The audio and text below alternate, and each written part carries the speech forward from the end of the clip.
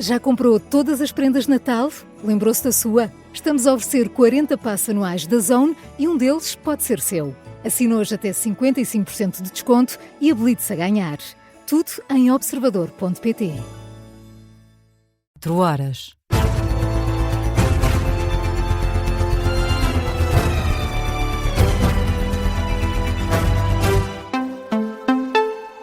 As notícias com Beatriz Félix.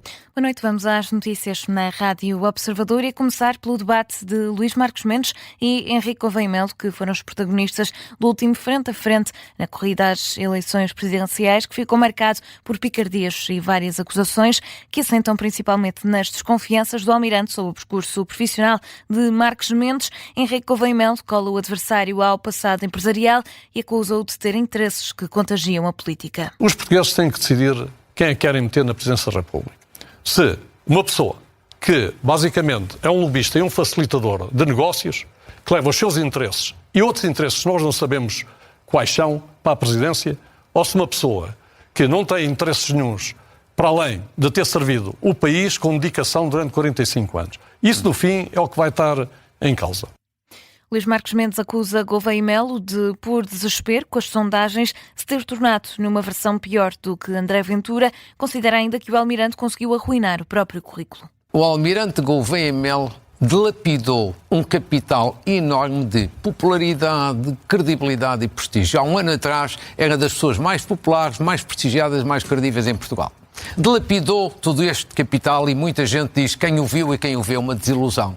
E em grande medida porquê? Primeiro porque não trouxe nada de novo à política, prometeu uma nova política e cá está a velha política, das insinuações e das suspeições. Não acrescentou caras novas, são as mesmas caras de sempre o que trouxe para a política, não tem experiência governativa.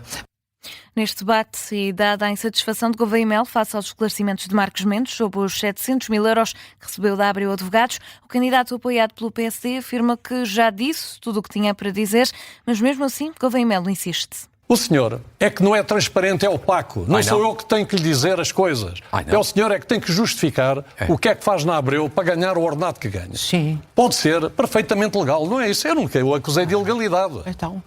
Em termos éticos, é que as suas relações de negócios... Sim. Mas que negócio? Desculpe, que negócio em concreto? Dê um exemplo, um único. Não precisa ser dois, um único. Não dê. Dê um exemplo. Não vá por esse mantra. Não, vou. Eu não vou responder isso. Senhor Almirante, porque não. É a sua obrigação ser transparente, não é a minha torná-lo transparente. Olha. O clima entre os dois candidatos aqueceu também no que toca às propostas para a juventude, com Gouveia Melo a ser contundente. O Dr. Luís Marcos Mendes fala sobre coisas redondas e dá ideias que parecem-me ideias fabulosas, como, por exemplo, para a juventude, para os problemas da juventude, vou pôr... Não acha importante? Não acha importante? Não, acho isso completamente ridículo. Desculpa lá dizer-lhe isto assim na cara. Porque o senhor não tem sensibilidade para a juventude. Não tenho sensibilidade. Nenhuma. Nenhuma. Sob experiência de fazer coisas e de resolver problemas, o senhor não se mete comigo. Pode ter a certeza absoluta. São problemas de politiquices e disto, que é facilitadores. Isso o senhor mete-se comigo à vontade. O senhor não conseguiu dar um único exemplo esta noite. Nenhum exemplo. Este foi um debate em que Marcos Mendes acusou ainda Gouveia Melo de se caracterizar por zigue-zagues. Foi o último frente a frente para as eleições presidenciais que estão marcadas para o dia 18 de janeiro. E o PS pediu uma audição parlamentar urgente ao Ministro dos Negócios Estrangeiros. Os socialistas querem ouvir Paulo Rangel sobre a classificação como voo de Estado de uma viagem com a mulher do ex-presidente da Guiné-Bissau e o chefe de protocolo. Um voo em que foram apreendidos 5 milhões de euros em numerário. Ora, em declarações à agência Lusa, o líder parlamentar do PS, Eurico Brilhante Dias, lembra que a viagem decorreu quando Sissoko Embaló já não era presidente, estava deposto e fora da Guiné-Bissau. Há um conjunto de informação sobre a natureza do voo, quem é que deu autorização ao voo, que informação tinha quando deu autorização ao voo, que nos parece particularmente importante. Há um conjunto de dirigentes políticos presos na Guiné-Bissau. O processo eleitoral foi interrompido. Por isso, aquilo que esperamos é que o Estado português, no conjunto da CPLP, no quadro da comunidade internacional, esteja ao lado daquilo a que nós poderemos dizer a regularidade democrática. Brilhante Dias acrescenta que tem vindo a ser comentado que o golpe de Estado realizado na Guiné-Bissau a 26 de novembro foi um autogolpe levado a cabo para o presidente Embalo regressar mais tarde ao país. Também em declarações à agência Lusa, o Ministério dos Negócios Estrangeiros disse que a qualificação como voo de Estado se deveu ao facto de se tratar da mulher de um chefe de Estado e o cônjuge ter direito ao mesmo nível de tratamento protocolar.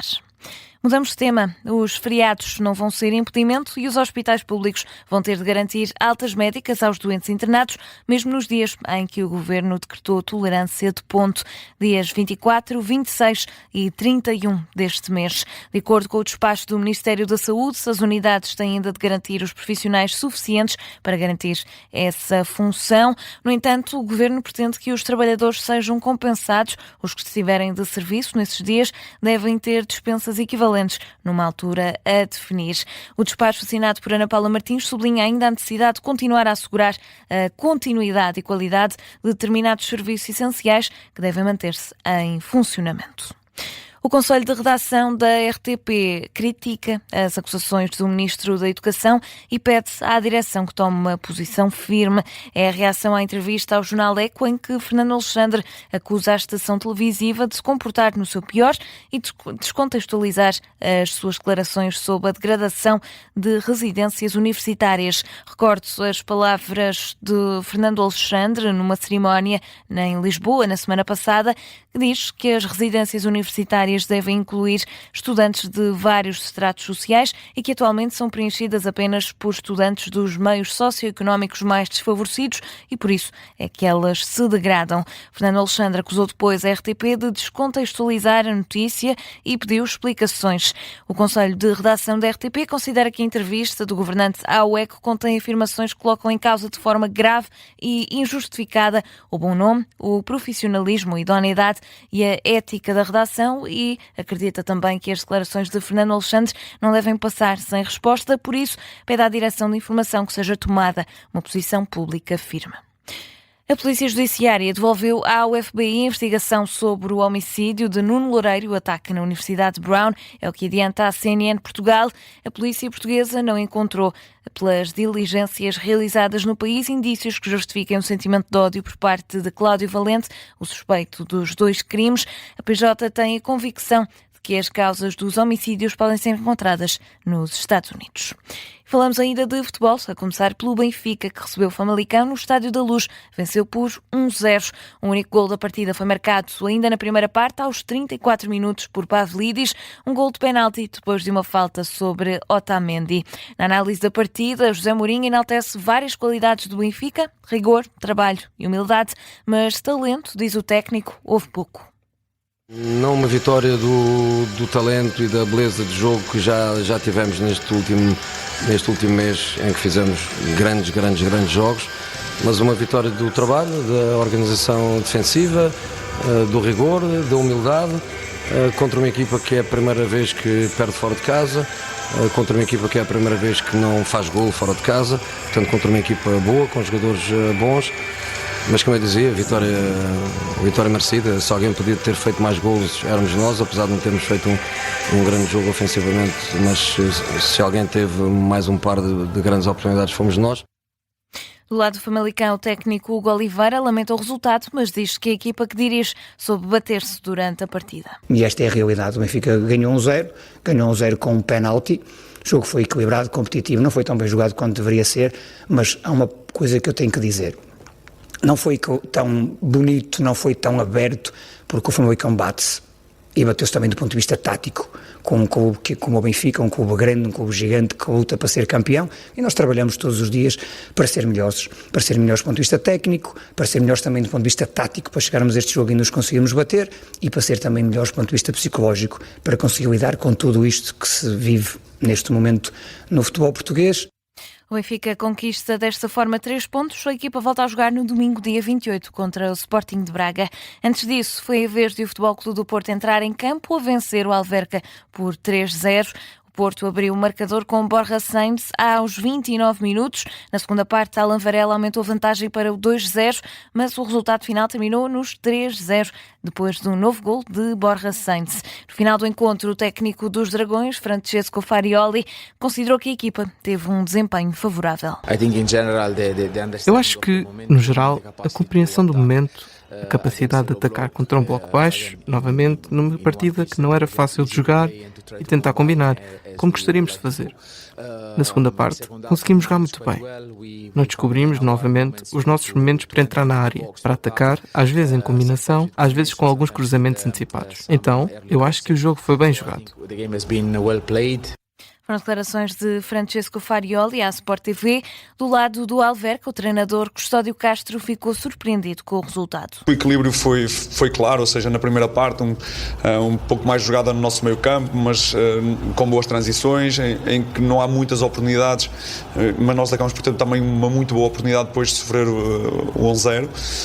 E uma segunda parte, eu penso, o Porto com mais bola, custou-nos ser tão rigorosos e agressivos naquilo que era a proteção do espaço interior e o jogo do Porto sobre o terceiro homem, e naturalmente com os golos foi-se perdendo alguma energia, mas sabemos que os jogos são difíceis, nós tentamos tudo e tentamos ser competitivos como sempre, e penso que o fomos. Acho que 3-0 é um pouco exagerado.